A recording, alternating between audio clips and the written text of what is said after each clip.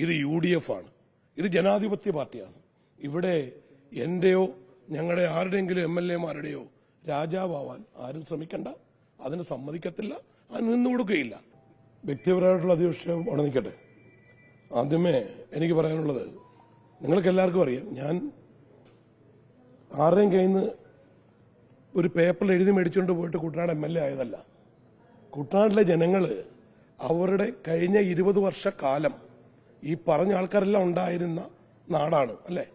കഴിഞ്ഞ 20 വർഷക്കാലം അവരുടെ പ്രയാസങ്ങൾ, അവർക്ക് ബുദ്ധിമുട്ട് സഹിക്കവയ്യാതെ അവരവസാനം ജാതി മത രാഷ്ട്രീയം മാറ്റിവെച്ചുകൊണ്ട് റജി ചെറിയാനെ ജനപ്രതിനിധിയാക്കി. റജി ചെറിയാൻ ഉത്തരവാദിത്തങ്ങളാണ് റജി ചെറിയാൻ ഇനിയുള്ളത്. അവിടെ കുട്ടനാട്ടിൽ കഴിഞ്ഞ കാലങ്ങളെല്ലാം നിങ്ങൾക്കറിയാം, ഈ പറഞ്ഞ മഹാൻ മന്ത്രിയായിട്ടിരിക്കുന്ന കാലത്തും അവിടെ നിന്ന് മണ്ണ് കൊണ്ടിട്ടുണ്ട്. ആ കാലത്തെങ്ങും ഈ ഒരു സമയത്ത് സമയബന്ധിതമായിട്ട് ആ പൊഴി മുറിച്ചിട്ടില്ല. അവിടെ കുട്ടനാടിലെ പാവങ്ങളുടെ വീട്ടിൽ വെള്ളം കയറിയെന്ന് കണ്ടു കഴിയുമ്പോൾ രാത്രിക്ക് രാത്രി എമർജൻസി കോൺട്രാക്ട് കൊടുത്ത് കോടികൾ മുടക്കി അവിടുന്ന് മണ്ണ് മാറ്റാൻ തുടങ്ങും, മണ്ണ് കൊണ്ടുപോകാൻ തുടങ്ങും. അത് അടൂരോട്ടോ അല്ലെങ്കിൽ വേറെ എങ്ങോട്ടാണെന്നുള്ളത് അറിയാവുന്നേ അന്നത്തെ ഭരിച്ചവർക്കാണ്, അവർക്കാണ് അറിയാവുന്നേ. റജി ചെറിയാൻ പോയത് മണ്ണ് വാരിക്കൊണ്ട് പോകാനല്ല. നിങ്ങൾ അവിടെ വന്നു, ഞാൻ അവിടെ പോയത്, ഞാൻ പ്രതിനിധാനം ചെയ്യുന്ന കുട്ടനാട്ടില് കാലാവസ്ഥാ നിരീക്ഷകരുടെ പറച്ചിൽ വെച്ച് അടുത്ത 5-6 ദിവസം മഴയാന്ന് പറഞ്ഞു. എന്റെ ഉത്തരവാദിത്വമാണ് തോട്ടപ്പള്ളി പൊഴി തുറന്നു കിടക്കുകയാണോ അല്ലയോ എന്നറിയേണ്ടത്. അതിന് ഉത്തരവാദിത്തപ്പെട്ട എഞ്ചിനീയറെ, ആലപ്പുഴ ജില്ലയിലെ ഏതൊരു എഞ്ചിനീയറെ വിളിക്കാനുള്ള അവകാശം കുട്ടനാട് MLA-ക്കുണ്ട്, എല്ലാ MLA-മാർക്കും ഉണ്ട്. അതുകൊണ്ട് എനിക്കുണ്ട്. ഞാൻ വിളിച്ചു, അവിടെ വന്നു, അവിടെ കണ്ടു. അവിടുത്തെ ബാക്കി നിയമപരമായ നടപടികൾ കൈക്കൊള്ളുവാൻ അടുത്ത ദിവസം തന്നെ അമ്പലപ്പുഴ MLA കൂടെ വിളിച്ച് എല്ലാവരുടെയും യോഗം വിളിപ്പിച്ച് തീരുമാനമെടുക്കും എന്ന് ഞാൻ നിങ്ങളോട് പറഞ്ഞിട്ടാ പോയെ. ഞാൻ അവിടെ ഏതെങ്കിലും ഒരു നിയമം വിട്ടോ അല്ലെങ്കിൽ വേറൊരാളുടെ മണ്ഡലത്തിൽ കടന്നു കയറോ ചെയ്തിട്ടില്ല. ഒന്നത് അതാണ് മുമ്പേ ചോദിച്ചിട്ടുള്ള മറുപടി. പിന്നെ എന്നോട് ചോദിച്ചത് വ്യക്തിപരമായിട്ട് പുള്ളി പറഞ്ഞത്, ഈ എന്റെ പ്രസ്ഥാനം ഞാൻ 47 മുതൽ 50 ഡിഗ്രി ചൂടി ജോലി ചെയ്ത് ഉണ്ടാക്കിയെടുത്ത പ്രസ്ഥാനമാണ്. ഞാനല്ലാതെ ഇവരുടെ ഒന്നും കൂട്ട കാലങ്ങളായിട്ട് അധികാരം പങ്കിട്ട് പെൻഷനും മേടിച്ച് 4-5 പെൻഷനും മേടിച്ച് അത് ചെലവാക്കി നടക്കുന്ന ആളല്ല. എന്നെ വ്യക്തിപരമായിട്ട് പറഞ്ഞാൽ അതിന്റെ 3 പ്രാവശ്യം ഇരട്ടിയായിട്ട് ഞാൻ പറയും. ആരെയാണേലും ഞാൻ ആർക്കൊന്നും കൊടുക്കാനോ മേടിക്കാനോ ഞാൻ ആരുടെയും ചെലവിലോ അല്ല. അതുകൊണ്ട് എന്നെ വ്യക്തിപരമായിട്ട് പറഞ്ഞത് ഞാൻ നിങ്ങളോട് പറയുന്നു.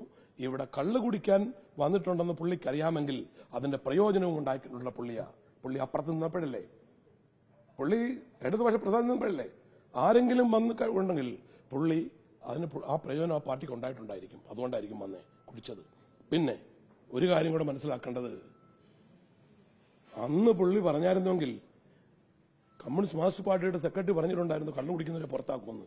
പുള്ളി ഈ പാർട്ടി മാറേണ്ട കാര്യമില്ലായിരുന്നല്ലോ, അപ്പുറത്തങ്ങ് നിന്നാ പോരായിരുന്നു. പുള്ളി മാത്രം ഒറ്റേനായിട്ട് നിൽക്കാമായിരുന്നു. കാരണം എല്ലാവരും പുറത്താക്കേണ്ടി വന്നാൽ ഈ കള്ളു കുടിക്കുന്നവരെ. അപ്പൊ ഇതൊന്നുമല്ല, വ്യക്തിഹത്യ ചെയ്യുന്നത് നോക്കിക്കണ്ട് ചെയ്താൽ കൊള്ളാം.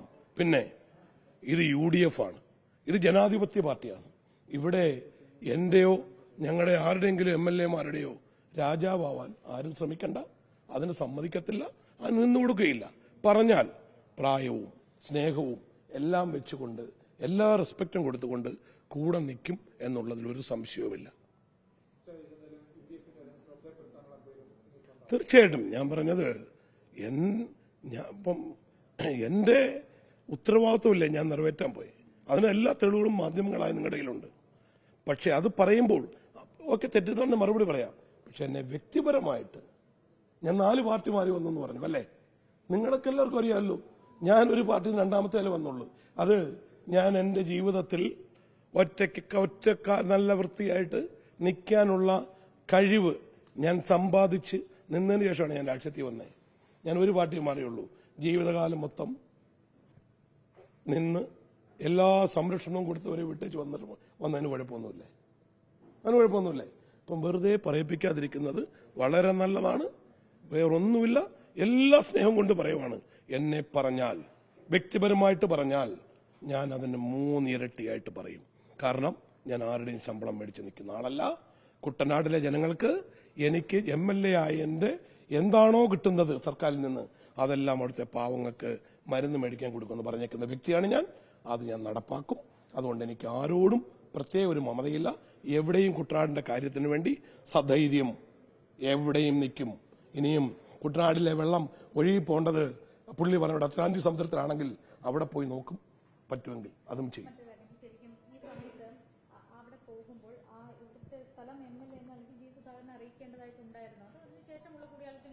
ഞാൻ അങ്ങനെ ഒരു ഒഫീഷ്യൽ മീറ്റിംഗിന് പോയതല്ല. അവിടെ എന്റെ എനിക്ക് 10-35 വർഷം എഞ്ചിനീയറിംഗ് പരിചയമുണ്ടല്ലോ.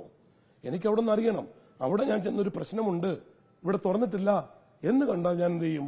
സ്ഥലം MLA പറയും, MLA കൂട്ടി മന്ത്രിയുടെ ഒക്കെ കാണും. അതാണ് അതിന്റെ ഉത്തരവാദിത്വം അല്ലേ? എവിടെയെങ്കിലും ചെന്ന് ആരെങ്കിലും എന്തെങ്കിലും പറയുമ്പോൾ എടുത്തു ചാടി വ്യക്തിഹത്യ ചെയ്താൽ ഇതൊരു കാര്യമുള്ളൂ. ഇത് കമ്മ്യൂണിസ്റ്റ് മാർക്സിസ്റ്റ് പാർട്ടിയല്ല, ഇത് UDF ആണ്. മറുപടി പറഞ്ഞിരിക്കും, യാതൊരു സംശയവുമില്ല.